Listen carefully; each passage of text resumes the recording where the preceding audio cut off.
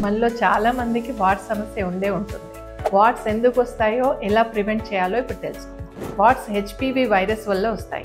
ఈ virus skin to skin contact ద్వారా, razor, towels లాంటివి ఐటమ్స్ ని షేర్ చేయడం ద్వారా, స్మాల్ కట్స్ లేదా బ్రోకెన్ స్కిన్ ద్వారా వైరస్ బాడీలోకి వస్తుంది. ప్రివెంట్ ఎలా చేయాలంటే, వాట్స్ ఉన్న చోట టచ్ చేయొద్దు. రేజర్, టవల్స్ లాంటివి పర్సనల్ ఐటమ్స్ ఎవరితో షేర్ చేయకండి. చేతులు, కాళ్ళు ఎప్పుడు డ్రైగా క్లీన్గా ఉంచండి. హెల్దీ ఫుడ్ అండ్ స్లీప్తో ఇమ్యూనిటీ ఇంప్రూవ్ చేసుకోండి.